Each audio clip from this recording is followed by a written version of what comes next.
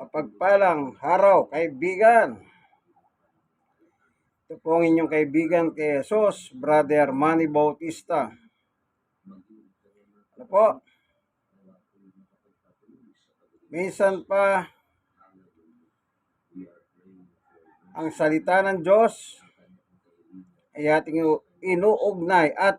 iuugnay sa aking kwento tungkol sa aking sarili. Ano po? Sa ngayon, ako po'y 62 going to 63 sa August 2024, 63 na po ako. Itong aking buhay na ikukwento ko sa inyo. Nung ang edad ko po ay 58, August, na ang edad ko noon ay 58 years old. Ang aking tuhod ay bigla pong sumakit doon sa sakayan ng jeep sa may Divisoria, dito po sa Tondo, Manila. Buti po yung jeep, nakapila pa lang. Masakit na masakit. Pero hindi ako makatayo. Basta ang ginawa ko, humawak lang ako sa pwede kong mahawakan doon sa jeep. Ano po? Masakit na masakit. Ngayon, pinatignan ko po sa doktor. Hanggang sa pinatignan ko po sa Philippine Orthopedic dito sa Quezon City. Nakita po nila sa MRI na yung tuhod ko po, ito,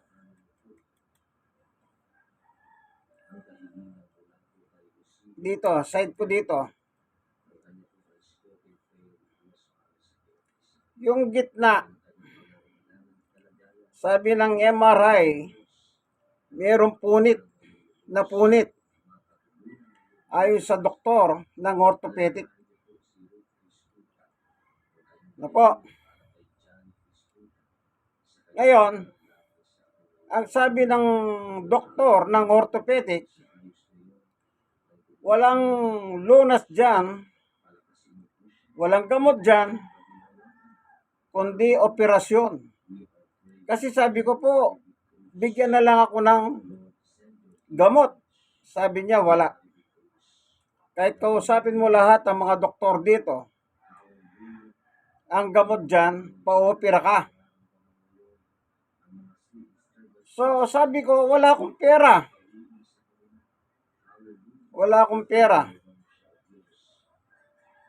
Sabi po ng doktor, marami namang sponsor dyan, pa-sponsor ka, sabi niya. Nawala sa loob ko, PhilHealth member pala ako.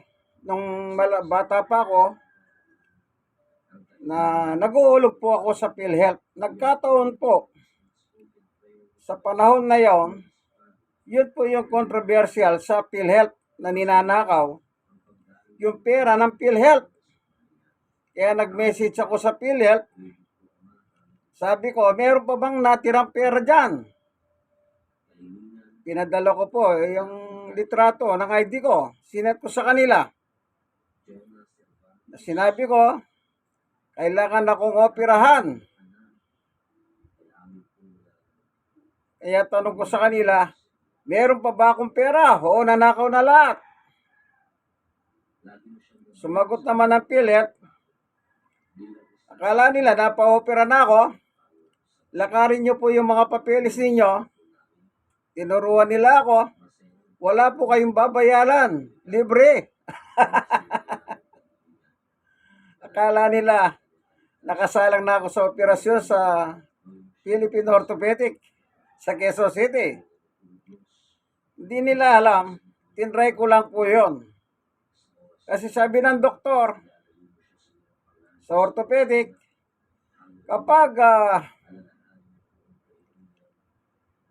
kaya mo pang tiisin mo. Pero pag hindi na,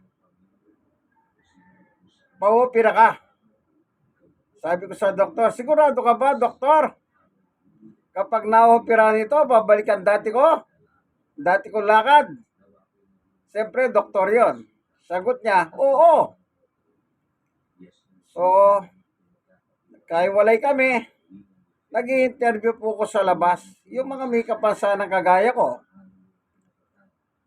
na sa tuod din, alos na natatanungan ko, hindi po sila nagpapahopera. Ano po? Actually, ang sinabi ng doktor noon, at the age of 58, 150,000 ang babayaran. Ano po? Kaya sinabi ko sa kanya, wala akong pera. Yun nga po, nalaman ko sa PhilHealth, pwede naman pala akong magpa-opera, libre na. Kasi po, sinabihan ko inanakaw ninyo yung mga hulog namin. Meron pa bang natira? Siguro para wag silang mapaya, sige po, libre kayo. Siyempre, PhilHealth member ako. Ang una kong ginawa, nagpa-register po ako ng PWD dito sa Manila City Hall. Kasi PWD na ako. Kaya nung araw pong iyon, nung August, na 58 ako, na-register na po ako sa PWD ng Manila City Hall sa panahon naman ni Yorme. Ano po?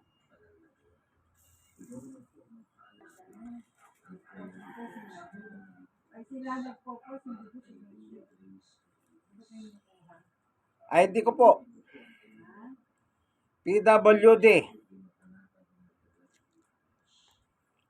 Sa panahon ni Mayor Isko.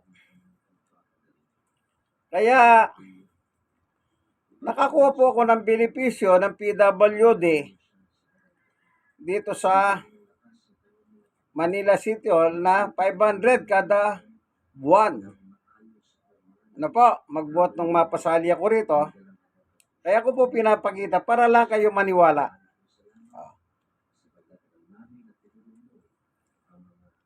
Kaya member po ako ng PWD. Nakikinabang ako sa tulong ng PWD na 500 monthly. Opo, kay Mayor Isko. Yan po ano. Pero ngayon, sa August, 5 taon na. 5 years. Alam niyo po ba, hindi ako nagpa-opera. Hindi ako nagpa-opera. Ang sabi ng doktor, bawal nang magbuot ka ng tubig. Kahit anumang parting mabigat. Alam niyo po, biyaya ng Diyos. Itong tinitira namin, third floor po kami. Umakyat ako ng hagdanan. Noong una, kasi nagpa-therapy ako noon sa Tondo Medical Center. Tinuruan ako ng therapist kung alin ang una kong inaakbang, paakyat at pababa. Ano po? Nagkataon po, naging pandemya. Hindi na natuloy ang therapist. Kaya yung natatandaan ko, yung pagakbang, sabi niya, kung alin ang dapat mong iuna sa iyong paglalakad at saka sa iyong pag-akyat ng hagdanan. Kasi sinabi ko, third floor ako Ito po, third floor. Dito sa Tondo, Manila. Yon. Sipin niyo po yung third floor. Nag-ahakyat ako ng tubig. Biyaya ng Diyos. Pakikita ko po sa inyo yung tubig, ano? Ito po, may tubig ito.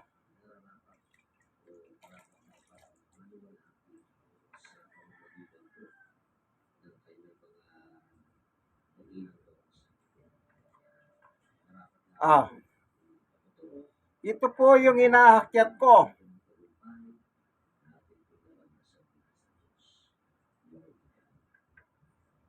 Ano po? Kasi po, nasa baba lang yung gripo natin, hindi makaakyat kasi third floor kami.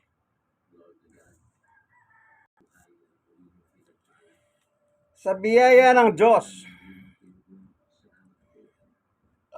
ah,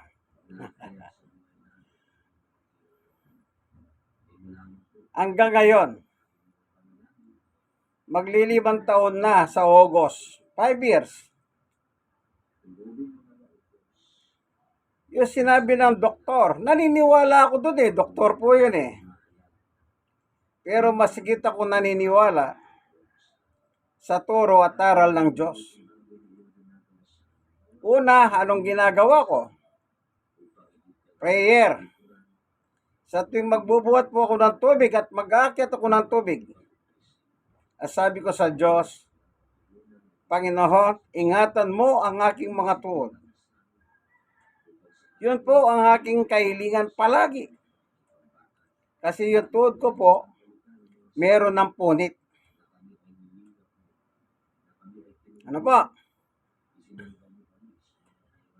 Nang tumungtong na po ako sa edad na 60,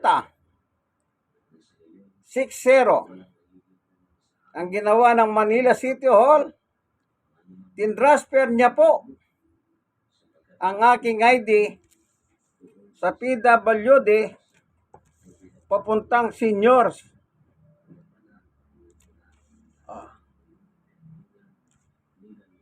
Kaya, tinransfer po nila ako sa senior.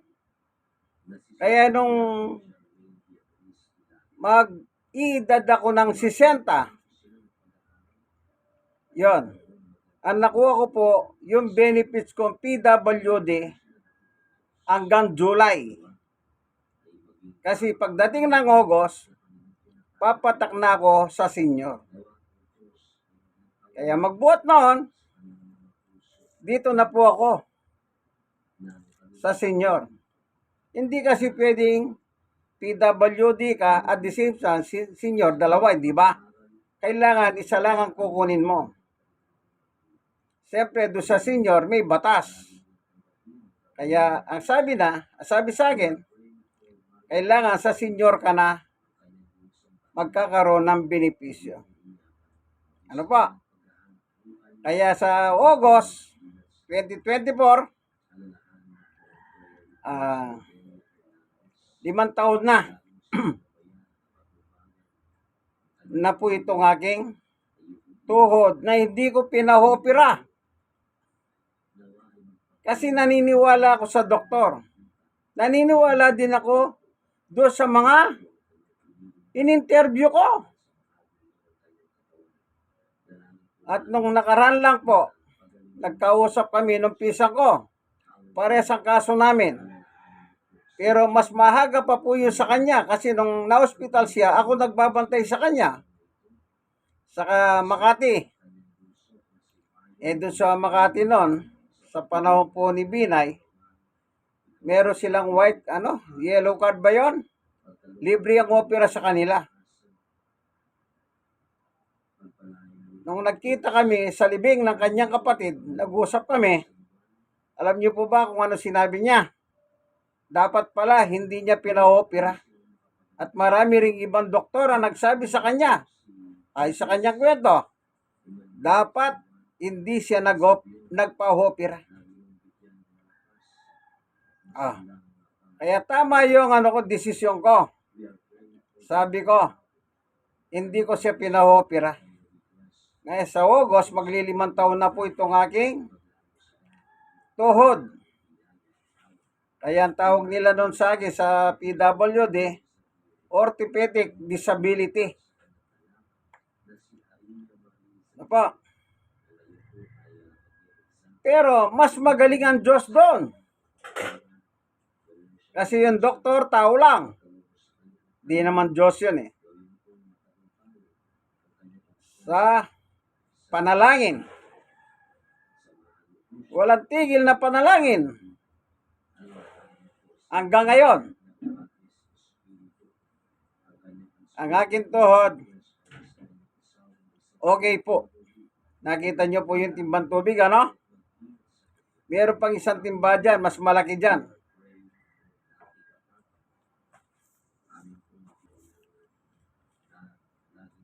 Yung susunod dyan, sa timbang nakita nyo, inaakyat ko rin po yun. Biyaya naman ng Panginoon Diyos. Kapag nag-aakyat na ako, nagdarasal na ako. O siyempre, ano po yung nakasulat sa Biblia? Kaya sabi ko po, iugnay natin sa salita ng Diyos. Dito po sa Kolosas, meron po nakasulat. O ito po. Poimen Bible, ang Biblia ng mga pastor. Kolosas 3:17. Ganito po ang nakatala. Ayon kay Pablo,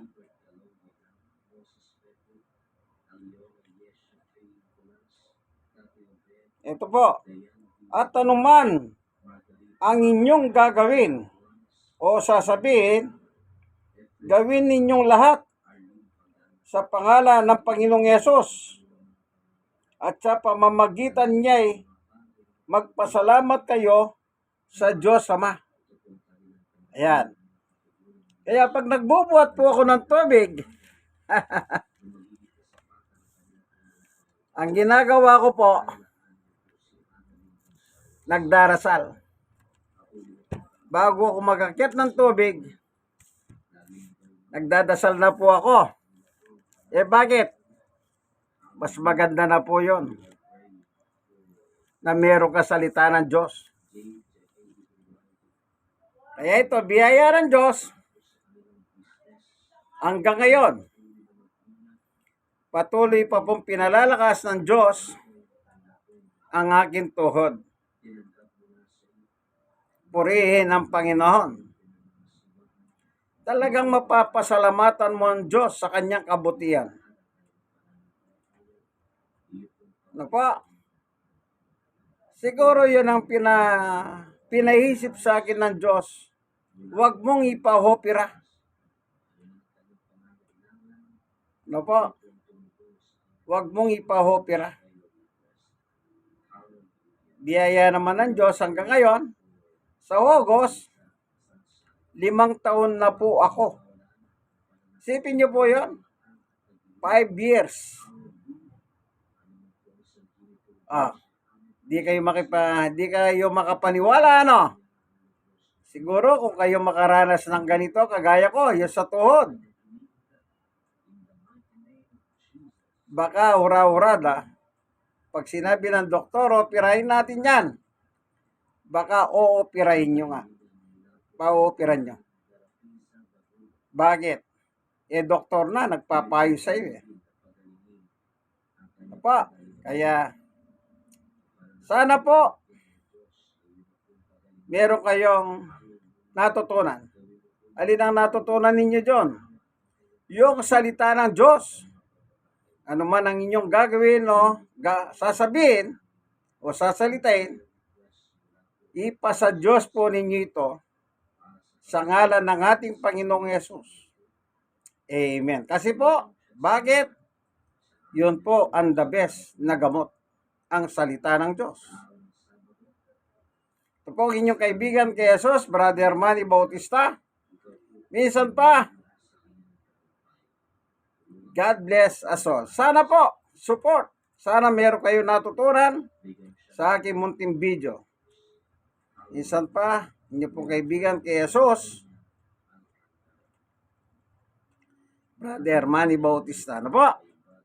Nagsasalita ng God bless us all. Hanggang dito na lamang po ang ating munting video.